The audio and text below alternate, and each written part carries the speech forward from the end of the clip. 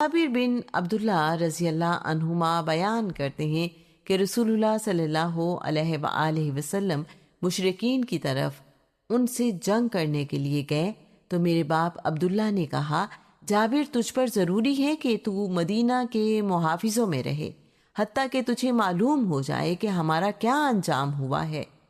अल्लाह की कसम, अगर मैं अपने पीछे बेटियों को ना छोड़ता तो मैं चाहता कि तू मेरे सामने जहाद में मारा जाए। जाबिर कहते हैं, हम देखने वाले थे कि मेरी फूफी मेरे बाप और मामू को लेकर आई ताकि उन्हें अपने कब्रिस्तान में दफन करें।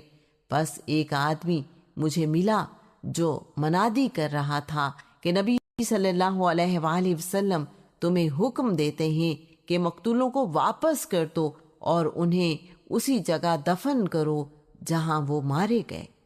हमने उनको वापस किया और उन्हें उसी जगह दफन किया जहां वो मारे गए थे। जब मुआविया बिन अबू सुफियान की खिलाफत का ज़माना आया तो हमारे पास एक आदमी आया और उसने कहा, ए जाबिर बिन अब्दुल्ला रज़ी अल्लाह अन्हुमा, मुआविया के नौकरों ने तेरे बाप की कब्र को खोद डाला है और लाश जाहिर हो गई है।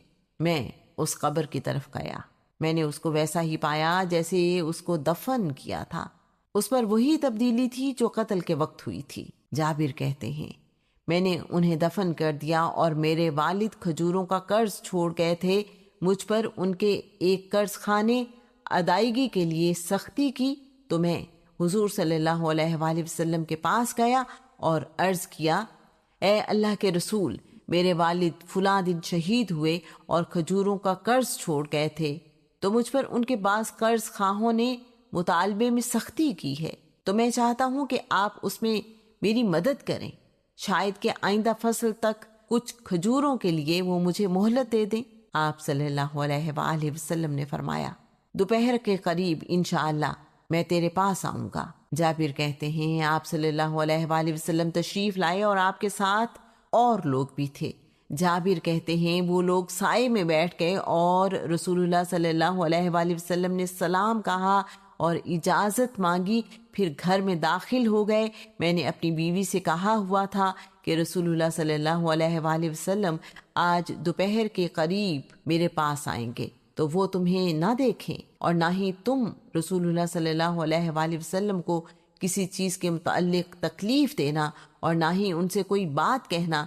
बस उसने बिस्तर बिछाया और तकिया लगाया तो आप सल्लल्लाहु अलैहि वसल्लम ने तकिए पर अपना सर रखा और सो गए।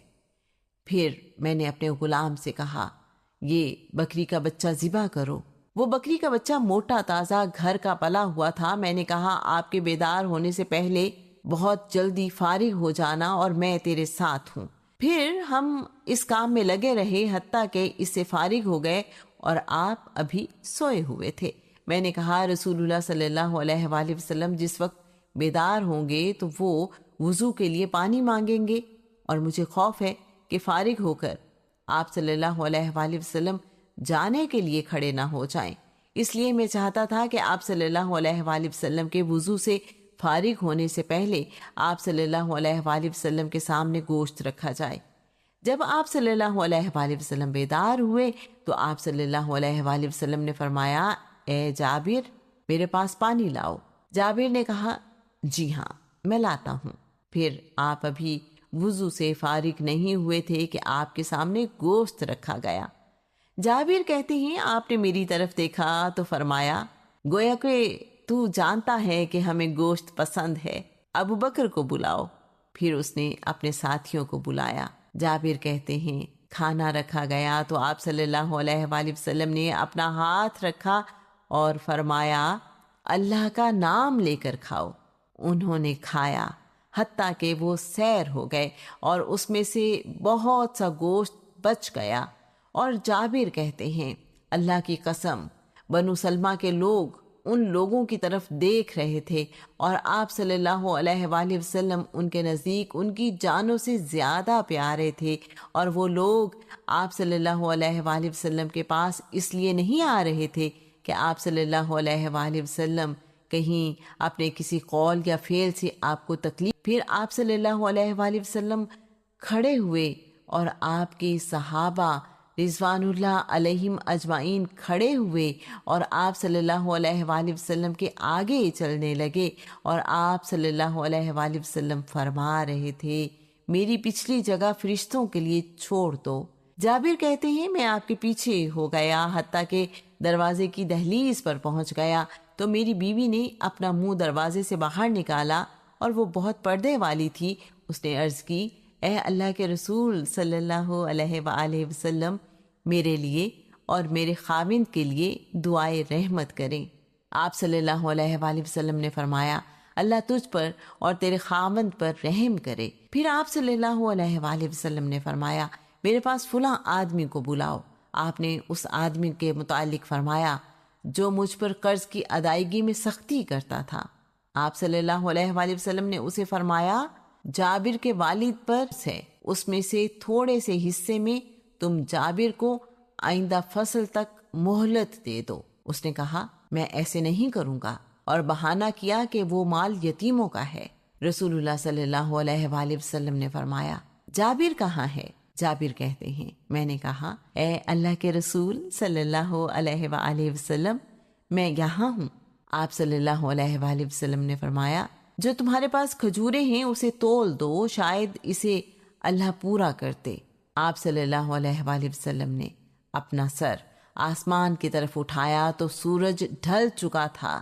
آپ صلی اللہ علیہ وآلہ وسلم نے فرمایا اے ابو بکر نماز کا وقت ہو گیا ہے۔ جابر کہتے ہیں پھر وہ مسجد کی طرف چلے گئے۔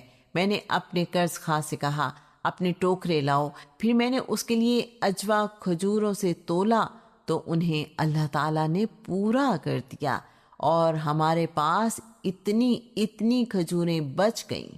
جابر کہتے ہیں میں دوڑتا ہوا رسول اللہ صلی اللہ علیہ وآلہ وسلم کے پاس مسجد میں گیا گویا کہ میں آگ کی چنگاری ہوں۔ میں نے رسول اللہ صلی اللہ علیہ وآلہ وسلم کو اس حالت میں پایا کہ نماز پڑھ چکے تھے۔